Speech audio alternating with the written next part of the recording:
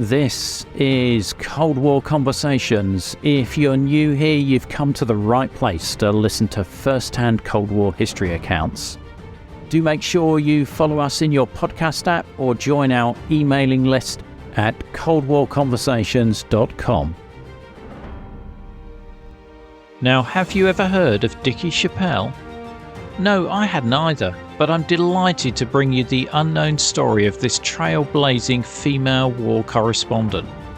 Dickie's career started in World War II, where she reported from some of the Pacific War's toughest battlefields of Iwo Jima and Okinawa.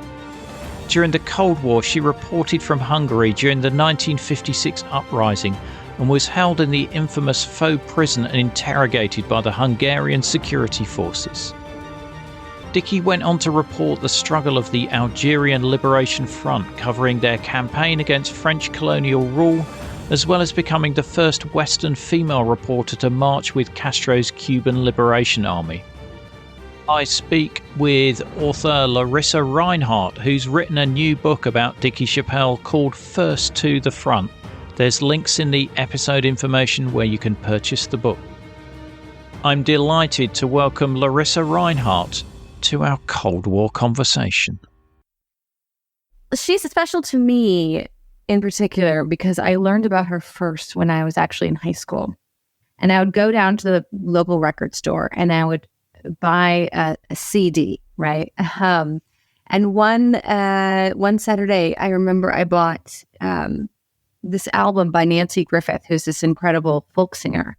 And the album is called Clock Without Hands. And on it is this song called A Pearl's Eye View. And it's about Dickie Chapelle. And it's about how she would fly in planes and jump out of planes and do whatever it took to get the story. And so from, a very formative age, I internalized Dickie Chapelle as a folk hero of mine, right? She lived with me for a long time. And I never really thought to write about her or even look further into her life because she was a folk hero that sort of just exists in this other realm. But then when I was doing my master's degree and I was writing about the audio letters, the cassette letters that GIs would send back to the States from the Vietnam War, I came across her name again. And I hadn't really thought about her in a long time. And it just conjured up all these memories. And I started looking into her legacy more and more. And I realized two things. One, that she was incredible, that she had made such an amazing contribution to the field of journalism and also Cold War history. And that, two, no one really knows about her.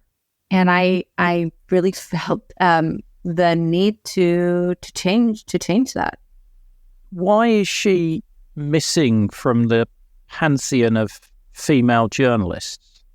That's a great question, right? Because we do have this incredible pantheon of female journalists, and people knew about them and are really starting to rediscover them. But I think that I think that Dickie had three strikes against her. One, she was a woman, right? Like that alone sort of comes with its own challenges in terms of historical preservation. And then two, I don't want to jump too far ahead, but during the Cold War, she wrote about people outside of the United States, people of color, people around the world who were fighting against communism, who were giving their lives, sacrificing so much in the fight for freedom. And a lot of her reporting was about them and valorizing them and their efforts. And she was also very critical of American foreign policy and its lack of support of these struggles. And I think she didn't have a champion to continue that charge. And finally, and this might be problematic to say, but she was very anti-communist, right? She was adamantly against communism from the start and vocal about it. And I think A lot of academia at the time had shied away from that stance. And then moving on, a lot of anti-communists were painted with the same McCarthyist brush, right? And I think she fell under that unfortunate categorization, which was not who she was. So I think, it took a lot of unpacking to really find who she was and her true voice and her true legacy. And I think that's why she's very much absent so far from the historical record. How did she get into journalism? From the beginning, it was just sort of, from a very young age, she was a daredevil. She loved to fly planes. When she was a teenager, she got a job at the flying circus in her hometown of Sherwood. And her parents were not a huge fan of this and packed her off to live with her grandparents in Miami, where she then got another job at a flying circus. And this was really right on the cusp of World War II, right? This was 1939. She was reporting on the Havana Air Show just at the moment that Hitler was seizing power. So she moves to New York City to actually be an assistant to TWA. And she is there when Hitler invades Poland. And so she decides to take her combined skill of writing and aviation knowledge and write about the F-3F Grumman plane, which was sort of the top of the line military plane being rolled off at the time. And she is the first journalist to fly in one of these planes as they're trying to sell them to the Allies before America enters the war. And that was published in the New York Times. So this was really, her review was published in the New York Times. So this was really her entrance into journalism. And then, of course, World War II follows soon thereafter. And she just knew that she wanted to be part of that history, that she wanted to contribute. She wanted to contribute to the war effort. And she saw journalism as her opportunity to do so. She does, and I'm probably jumping forward ahead here, but, there's loads in the book. So there's no way we're going to cover everything here. But she manages to be with the US Marines on Okinawa and Iwo Jima, which were some of the most ferocious battles of the Pacific War for the US. She kind of made her way by hook or crook to Iwo Jima, right? She started in Alameda Hospital in Oakland, and then she got permission to go forward from there. Forward from there was Pearl Harbor. Then she got permission to go to Guam, right? And so she's doing her best to follow the progress of the Pacific Ocean Theater. And then finally she gets permission to board a hospital ship. And in World War II, women were not allowed in combat. In fact, they were only allowed to be where women were already. And what that sort of tautological statement means is that she had to be where nurses were. So she could be, in field hospitals and hospital ships. And, these people were also putting their lives on the line. There was a great deal of danger. Of course, we know the USS Comfort was bombed by a kamikaze plane. And so Dickie really wanted to be at the center of action. She talked her way on Iwo Jima to the front. And I think this was D-Day plus 9 that she was there. And so you don't have this, what we often recognize as the quintessential scene of Iwo Jima, which is the amphibious landing.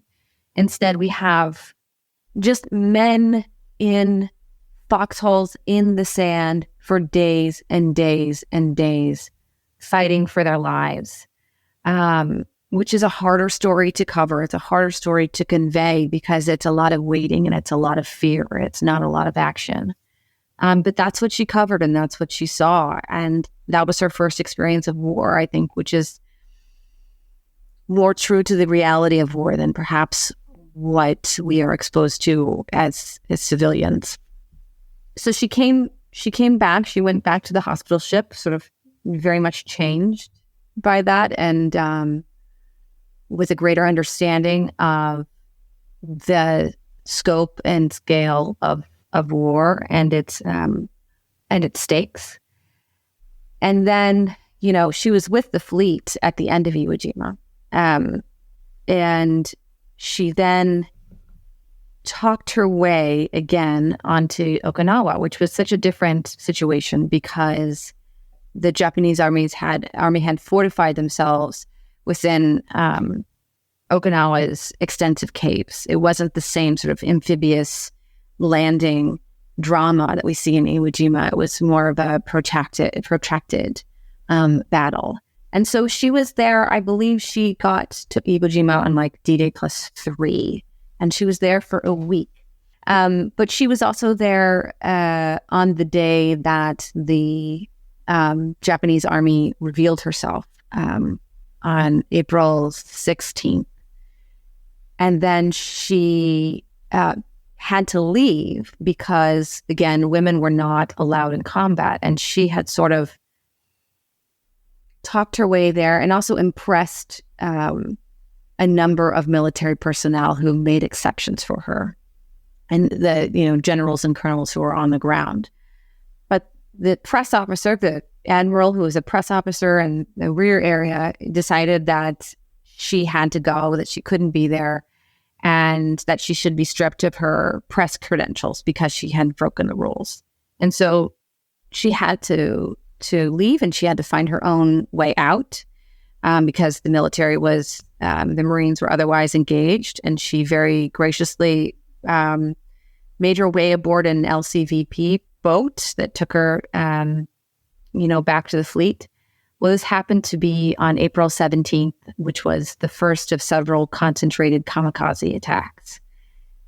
So she was on a ship as, hundreds and hundreds of kamikaze planes were assailing the fleet for, I believe it was 36 hours. And so again, this was her introduction to war, her introduction to reporting, and she was in it completely from then on for the rest of her life.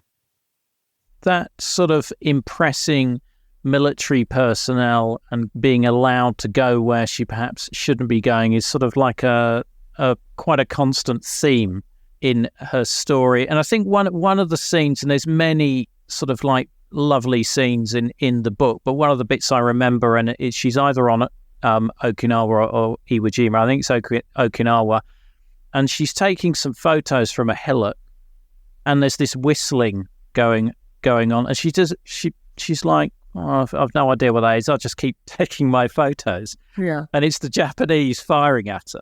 Yes. And it's her early naivety of what it was like to be in combat. Obviously, going forward, as she becomes more experienced, she knows to keep her head down. Mm-hmm. Yeah, I mean, it's luckily, she survived it. But yeah, she described it as the sound of wasps all around her because there were just bullets flying by her head. And the lieutenant colonel who had driven her there was incensed, but also somewhat charmed, both by her naivete, but her willingness to learn, and her desire to be there and record and to document, their experiences. So post World War II, she works as a documentarian for some international aid organizations. But one of the many stories I wanted to talk about was her experiences in Hungary in 1956. So there's a revolution in Hungary where there's an attempt to overthrow the Soviet control of the country. And so the freedom fighters fight this communist regime. Dickie is there to cover the humanitarian crisis for Life magazine. So can you tell me about some of her experiences there? she went to Austria to cover the just waves of refugees that were coming over the border. And she was so inspired by the Austrians who, were building these enormous bonfires as beacons for refugees to cross the border. And of course, this is a story that speaks to our own moment. And this is the middle of winter. And so the tundra is, absolutely freezing. And then, so she's, interviewing the refugees that have made their way over, and she's interviewing the Austrians who are helping them. And then she's standing on the border, right? And there's not a wall. It's just sort of, where Austria begins and Hungary ends. And these two students run across the border. And they're in regular clothes. And Dickie follows them. And what they're doing is that they're finding refugees who have lost their way, who have been understandably frightened by machine gun fire that is sort of spraying at all times to keep refugees away from the border. And they're bringing them over to Austria, these last few hundred yards. And so Dickie begins to do this every night, and she is joined by several other journalists, including James Michener, who was incredibly impressed by her bravery. She was the only woman there, of which I am aware, but I believe she was the only woman there. And together they helped shepherd hundreds of refugees to safety. But eventually she decides that this isn't enough, that she wants to actually go into Hungary to cover the continuing fighting that is occurring as the Soviets are in the process of overthrowing a democratically elected government. But unfortunately, she is arrested by the Hungarian secret police on the way and taken to Faux Street prison, which was the most infamous prison in Budapest. And if you went there, the understanding was that you would be tortured. And she was very much aware of this because many of the refugees that she had interviewed had survived this experience. So she knew exactly what she was heading for, which is sort of even more terrifying, I believe, than some level of ignorance. And she has quite a rough time there. She's put in solitary there. She can hear a guy being beaten up in the next cell, screaming. They try and remove any sense of time, so meal times are really erratic. And she's interrogated a number of times to try and sign a confession as to, I think she's accused of being an agent of imperialism or something like that. Yeah, so she was not accorded any special treatment for being an American. She was in solitary confinement for the better part of 6 weeks. She was in complete solitude for an entire week. No one spoke to her. Her food was passed through a Judas window in the door. She, was fed on a starvation diet. She lost, 30 pounds in 6 weeks. She lost hearing in her left ear. And though she was never physically tortured, she was threatened. She was threatened with it several times. And she was told that if she didn't sign the confession, that she would be raped by her male guards, tortured, and then hung. So she survived and endured all of this. And it really changed the way she understood tyranny and communism in a way that I don't think a lot of other white Americans at that time had the capacity to comprehend or empathize with, because she knew what it was to lose her American citizenship. She knew what it was to live under a communist regime, and so she knew fully the stakes of the Cold War. she's suffering PTSD after this experience, as you would imagine you would, and she has some time sort of recovering from that. But I think that this sort of sets in her this burning desire to cover these human stories. I think one of the differences with that is she's very much interested in the human side of things and not big picture journalism. And the only way to capture the human side of things is to be there and looking people in the eyes. Exactly. And, at the time, big picture reporting was sort of the, norm of the day, right? And what we mean by that is, what are the generals doing? What are the heads of states doing?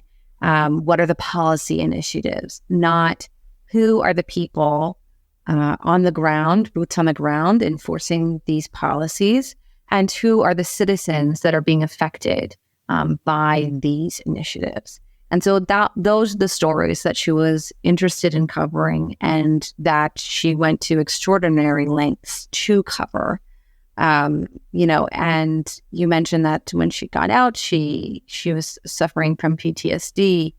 But on the other side of that was this burning desire to get back out into the field. And so soon thereafter, I think it was just 8 months after her release, that she went to Algeria to cover the Algerian War of Independence against the French, because she wanted to present to the Western press a different side of that conflict and present to the American people the true story of the people who are fighting that war for independence. And this is an interesting story to cover, because it's a ally of the United States, effectively occupying a country that now wants its independence. And so there's this Algerian Liberation Front who are fighting the French. And in fact, her journey into getting into seeing them is quite difficult. It's like 3 days on foot, mule and horse to get in there. And then once she's there, she finds herself under bomb attack from American-made aircraft, albeit being flown by the French. Yes, exactly. She is, up in the foothills of the Atlas Mountains, and she's with the Scorpion Battalion, who is sort of, the FLN, the Algerian Liberation Front, special ops, right? They're, they've blown up more French train tracks than anyone else. And so they wake up, she wakes up after she has finally gotten, to their camp. She's drinking her coffee, overlooking the hill that she has just, mountain really that she's just summited, in the dead of night, and they hear a plane coming in, and she recognizes it immediately because it's a plane that she heard in World War II, and she knows it's an American plane. And so she and the rest of the Scorpion Battalion take cover, in the rock formations. And I think it was an hour that they're just listening to it circle. And she can see through her viewfinder that it is loaded with bombs. And so finally, it flies off. It doesn't see anyone. And then, as they're, firing their weapons in celebration that they've, lived to fight another day, they hear the bombs go off. And so her guide, who's a lieutenant colonel in the FLN, takes her to where it has dropped, and they have dropped bombs on a Bedouin village, civilians. And she finds an unexploded bomb, and it has, markings that indicate that it was made in America. And so there is no doubt in her mind that America has aided and abetted the, war crime of killing civilians within a combat zone. And so again, this really changes her. This changes her opinion of what it is to be a patriot, of what it is to fight for American freedom, and what it is to be on the front lines of the Cold War. And it affects her approach and her opinions moving forward as she continues to cover the evolving, battlefields. I mean, how difficult did she find getting that story published in the US? Because she has various challenges about some of the subjects she covers. She did. Okay, so when she was in Algeria, she was writing for the Spaida Syndicate, who was a small syndicate, right? And these are the only people who would, they were competitor to the AP, right? So they put out articles and then they're published in local newspapers across the country. But they were a very small competitor, and they were the only people who would sponsor her coverage, because none of the big players really believed that she could get the story, or even that this story mattered. So because she was, in a way, flying under the radar, she was able to get that particular story covered. And then another thing that she did was she would really couch her criticisms in dramatic stories, right? So she wrote a story about the execution of an Algerian who was a collaborator with the French. And because this had a certain sense of violence to it and drama, a man's magazine called The Grossi published it, because it would have this sort of, machismo appeal. But within that article, she also worked in these more critical points that were critical of American foreign policy. So she was able to circumvent some of the obstacles that faced her, one, by, working with smaller distributors, or two, by sort of, Emily Dickinson says it, right? Tell the truth, but tell it slant. And I think Dickie was a master at that, of finding what people would want to read and then putting in what they needed to hear within that. And how's her relationship with Tony, her husband, at this point? They are divorced at this point. Just to sort of backtrack, she married Tony when she was 19 years old. He was 41, I believe. And he was silver-tongued, experienced, vet, World War I vet. He was an aerial photographer in the Navy, and then in World War II was again recruited to teach a new generation how to do this. And he was a great photographer, and he was a brilliant developer, right? This is alone is an art. But he was also an alcoholic, and later a drug addict, and a very controlling partner who did not want to see his wife exceed his success, which she very much did. And so she reached this critical juncture where she could either stay married or, live the life that she wanted for herself. And she chose the latter. And she really never looked back and never had a serious relationship again. Women continue to struggle with this, but in a way that pales in comparison to that time where you could be a wife or you could have a job.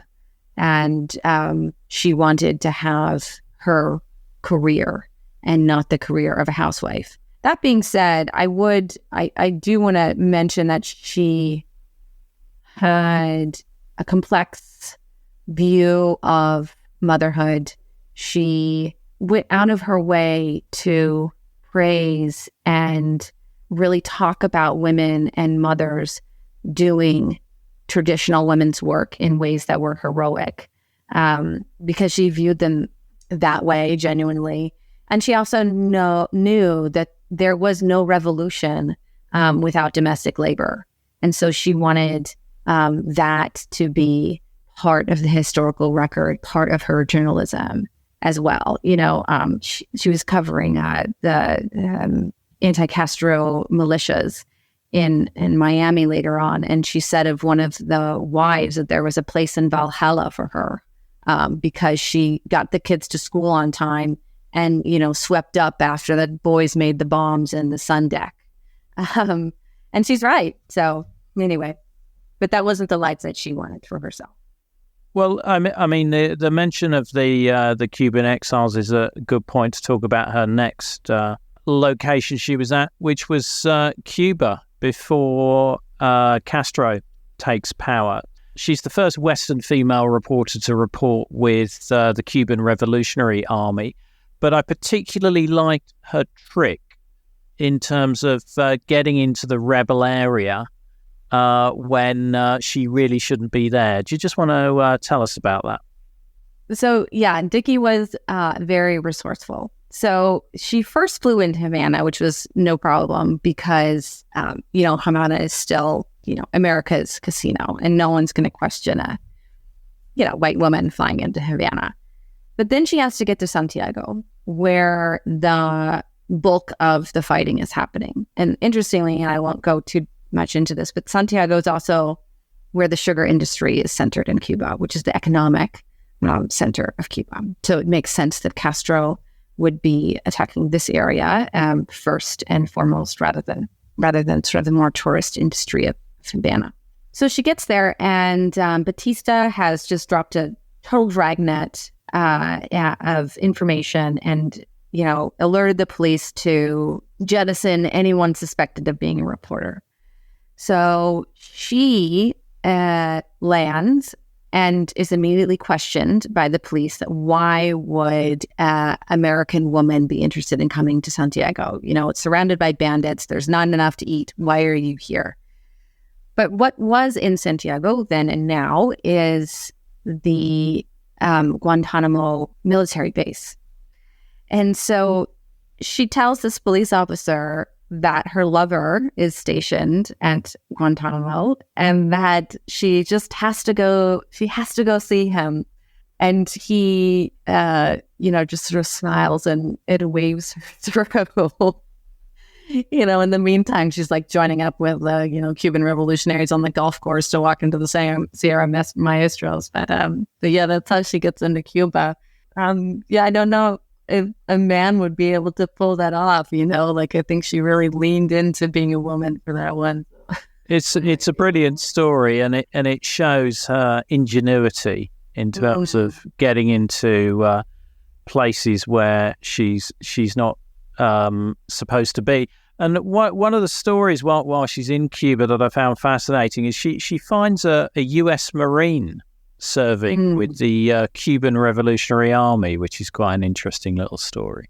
Yeah, so Jerry Holthauser was really a Marine at Guantanamo, and he was, along with several others, kidnapped by Raul Castro, Fidel Castro's brother. And the purpose of Raul doing this was to show the Americans that no one was safe from the Cuban Revolutionary Army, that they had complete control over the country. Now, they weren't harmed in any way. They were fed. If it was raining, the prisoners would sleep inside while the, Cuban army would sleep outside. And Jerry started asking them, why are you fighting? Why are you doing this? Because, again, Batista was an American ally.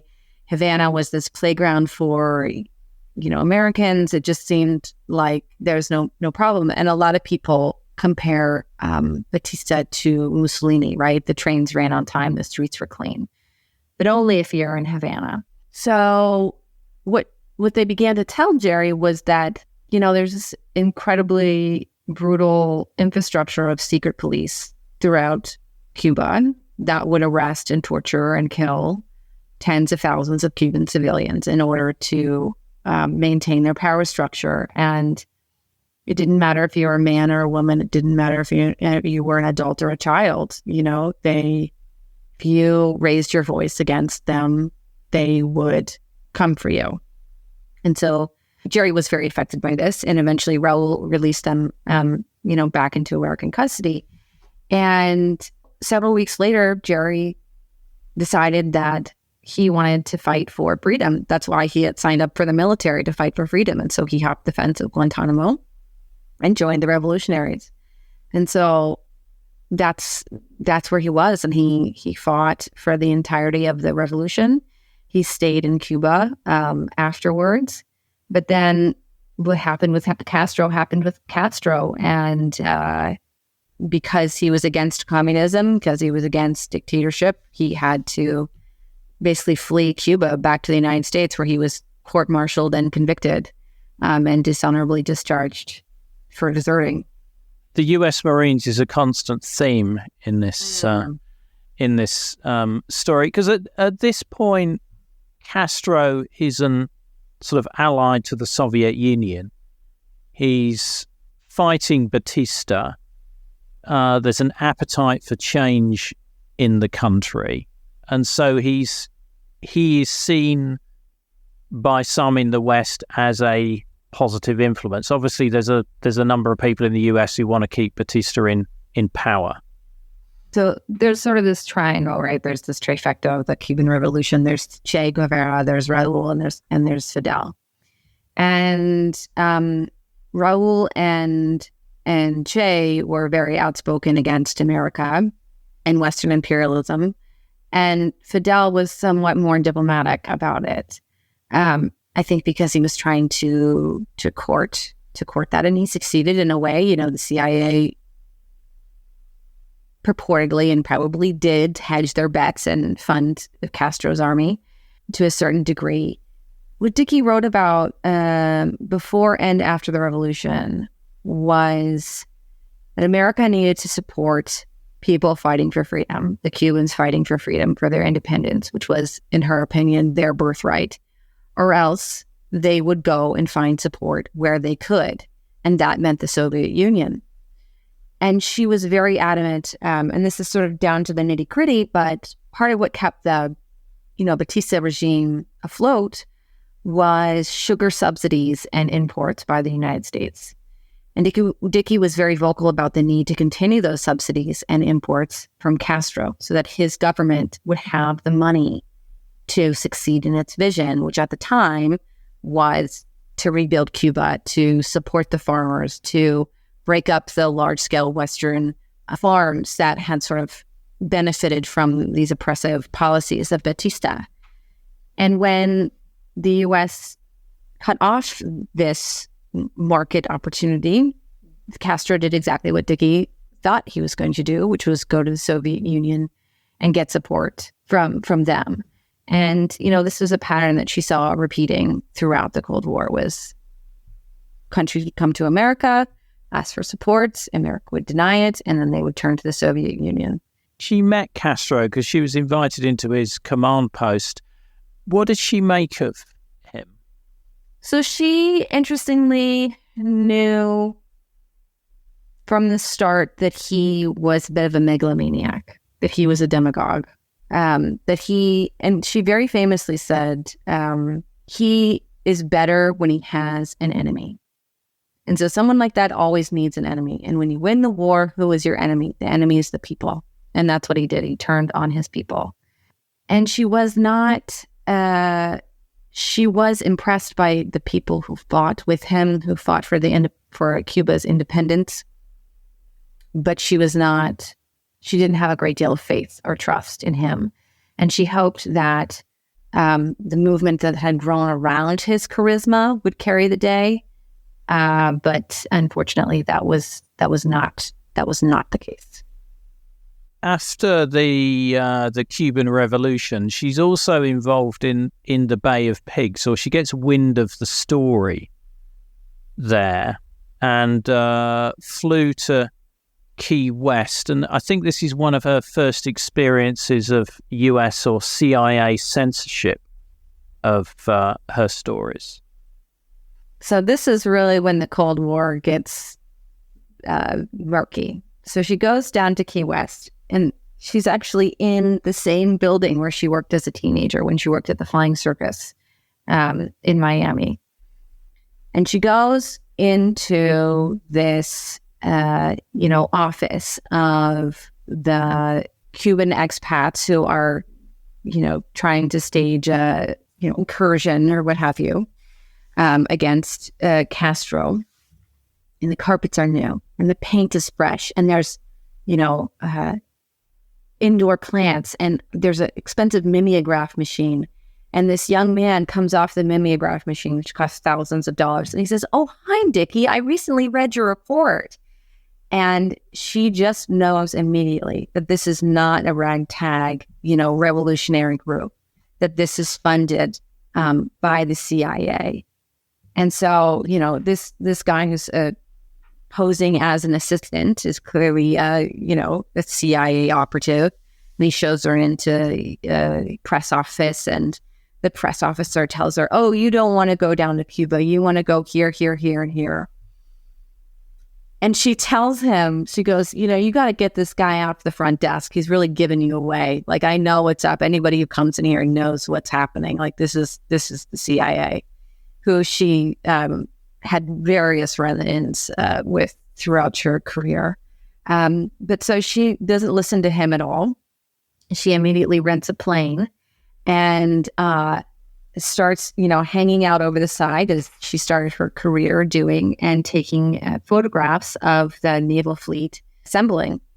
And because she is of that World War II era, right, she takes her film down to the naval press office, and she says, "Here's my film. Let me know what I can publish." Because she still believes that the American government will do what is best for the American people, and that she puts her faith in them, and she does not want to jeopardize America or Americans in any way.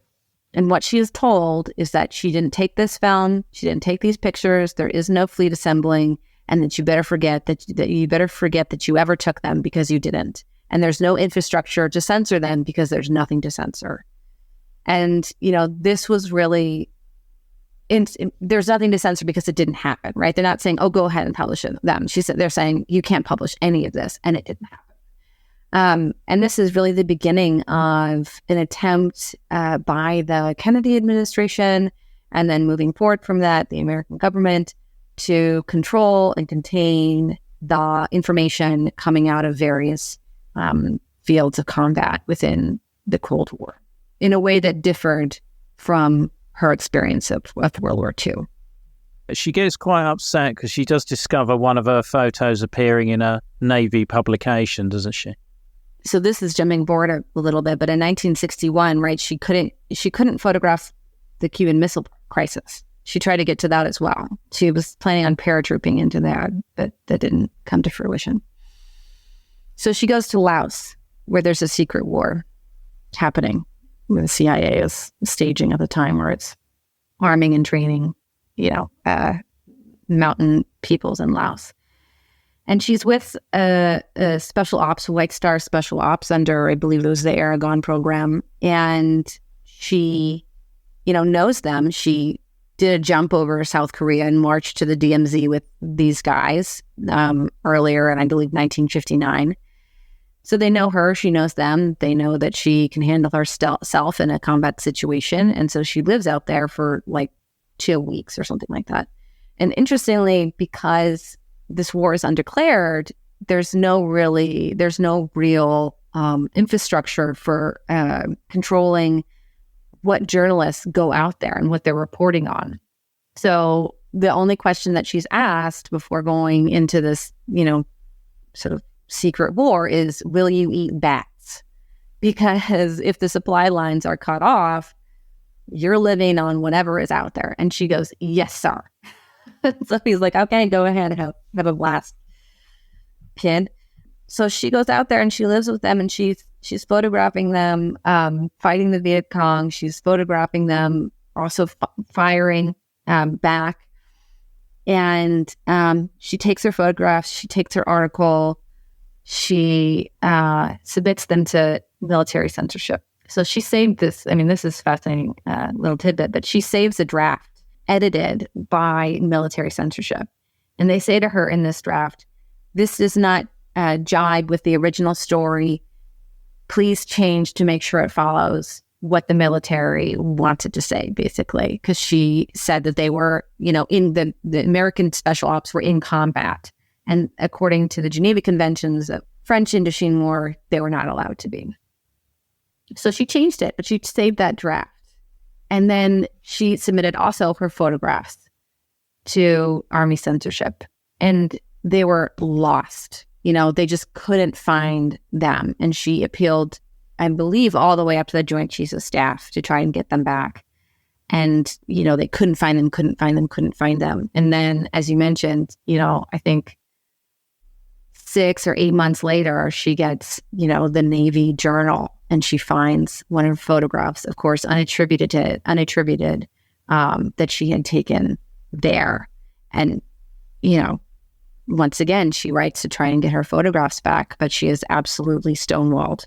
And so that was really the last time that she inherently and unquestioningly trusted the military to allow her to report on what was going on. And again, moving forward, she had a very different opinion, not of her relationship with the boots on the ground, with the guys doing the fighting, but with the people who were in the offices telling her what she could and couldn't say. Yeah, one of the things I was surprised to see is she is sort of considered as an expert in guerrilla warfare, and even the US military are asking for her opinion on various operations. Yeah, so, she was one of the only Western reporters in Algeria. She was one of the only Western reporters in Cuba. And there was not, military intelligence presence there to any large degree. So she has already that knowledge base that is rarefied at that time. I didn't get to write about it in the book because a lot gets left out, but she was also in Beirut in Lebanon ahead of the Marine landing there, as they attempted to and were successful in thwarting a coup attempt in that, civil war that was brewing there. So she saw those two factions fighting at that time. So she really had a lot of knowledge about guerrilla warfare going into the Vietnam War era, more, I would say, than most, because again, right, big picture reporting is still the style of the day, where she has been on the ground all these years. And so as we head into Vietnam, the Vietnam War era, the Marines, the Marine commandant asks her for a primer on guerrilla warfare, because he wants the Marines to know what they're getting into, right? Because it's well known that the Viet Cong are a formidable guerrilla army. So she, arrives in Saigon, 1961, and she is talking to the MAG, the military advisors that are there, many of whom she knows. Just to backtrack a little bit, throughout her career, she would report on training of the U.S. military in order both to keep abreast of what they're planning to do and where they're planning to go next. And so she really has a relationship with a lot of soldiers, of service members. So, they're going out to dinner and getting drinks and talking to them about what is going on. And she recognizes all the telltale signs of a guerrilla war happening. She doesn't even have to go out into the field yet. And she also recognizes that America is losing that war because it is not even engaging in the battlefield. And she suggests to them in 1961 that they get out of, they have a presence in Saigon, but that they need to go out into the villages. They need to live in the villages. They need to eat what the Vietnamese are eating. They need to help them plant their fields. They have to engage them as allies. And she says, if you don't do this, if you don't treat them as equals, then you will lose the war, and you are losing already. And this is 1961. And she couldn't have been, more prescient or more correct in her assessment of the situation. There's one scene in here where she comes across some US troops guarding some Viet Cong prisoners and reprimands the soldier that's in charge of them. And this is against sort of like a quite a rampant anti-Asian racism that's sort of like permeating the US forces at that time. So Dickie spent a lot of time with the South Vietnamese armed forces. She jumped with their airborne. She patrolled the Ho Chi Minh Trail with the Marines. She, was embedded with the Army and also, in the Mekong River Delta with the Navy. And she recognized them as brave and willing to fight, and also they weren't being well trained by their American advisors, and they were not being supplied and equipped accordingly by America. And she saw this narrative perpetuating itself, that the South Vietnamese were not fighting, were not good at fighting, and were not willing to fight.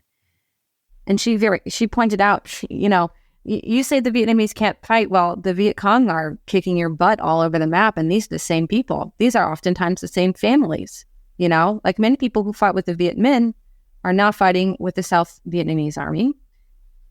And then on the other side, the Viet Cong, these are the same people. They are willing to fight. They can fight. You're just not allowing them to fight. So the other part of it is, she had herself been the prisoner of despotism. And so when she saw America behaving in this way that violated the human rights of a suspected Viet Cong agent, she was incensed, because she knew that if America engaged in this kind of tactic, that they would lose the war, and they had lost it already. And one of the things that Dickie really understood more than most was that a war is determined for the kind of peace you are fighting for.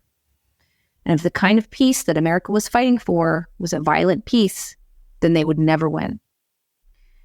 And so she vocally stood up to this particular lieutenant colonel in the field. But then she was also very vocal in her opposition of this treatment of the South Vietnamese to, the Joint Chiefs of Staffs and the Marine Commandant. She pulled no punches, and she said, there is no basis in reality for your treatment, and it will only cause you to lose. I mean, she's in her 40s, I think, at this point. How well known is she in the US? Is she known? She is getting more well known. She does write for Reader's Digest. She's now writing for National Geographic. She published the first photograph of Marines in combat in Vietnam in National Geographic. She was heralded for this photo and won multiple awards for this photograph, and deservedly so. So yeah, I think she was starting to get this kind of acknowledgement that she deserved as we headed into the Vietnam War era. The post 1965 period of the war. Can you take me through November the 2nd, 1965, where she's back on patrol with her beloved Marines? LBJ has just recently authorized the deployment of combat Marines to Vietnam. And Dickie is once more, against all odds, hopeful that America is finally joining the fight for freedom for all people around the world, in the same way that she had seen her country do in World War II. And she knows what she's up against, but she's also been talking to a number of people within the government and within the military. And she has herself drafted this strategy of friendship, right? And it sounds so naive and it sounds so simplistic, but it is really a genuine idea of winning the hearts and minds of people, of actually joining people in their quest for freedom and self-determination and as allies and as friends.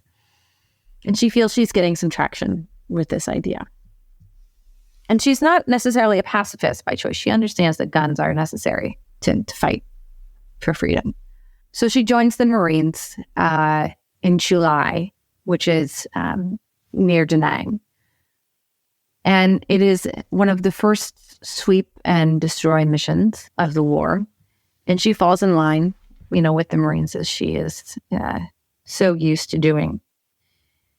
And the young man in front of her steps on an improvised landmine. But because it's improvised, right, it doesn't go off immediately. So he lifts his boot, and she is lifted, some 20 feet in the air. And she had said to a friend just the night before, when I die, I want to be on patrol with the Marines. And that's where she felt she was at home, and that's where she felt she was needed. And so she lands, and she has, multiple lacerations, and the chaplain, rushes over to her. They're not even that far from the base. And she whispers to him, it was bound to happen. She's been in war. She's been in combat for 20 years. Most soldiers don't survive that long in combat. And she dies on the way, she's being helicoptered to the Chulai hospital. And, I think she was lost too soon. I think her reporting would have made such an impact on that time and on that place. But she also died the way that she wanted to go. And after her death, the Marines honored her as one of their own. She was given a military honor guard at her funeral. They played taps, they folded the flag for her. And very few civilians are accorded this honor. And there is a plaque in Chulai that reads, this is where Dickie Chapelle fell. She was one of our own, and we miss her. So, she was tough on the Marines. She was critical of them, but it was from love. And they understood that, because more than anything, she believed in them. She believed in their cause. She believed in their capacity. And she believed in, their better angels as she believed in those of America. So. Larissa's book is called First to the Front, The Untold Story of Dickie Chapelle, Trailblazing Female War Correspondent. There's links in the episode information where you can purchase the book and support the podcast. Don't miss the episode extras such as videos, photos and other content. Just look for the link in the podcast information. The podcast wouldn't exist without the generous support of our financial supporters, and I'd like to thank one and all of them for keeping the podcast on the road. The Cold War conversation continues in our Facebook discussion group. Just search for Cold War Conversations in Facebook. Thanks very much for listening, and see you next week.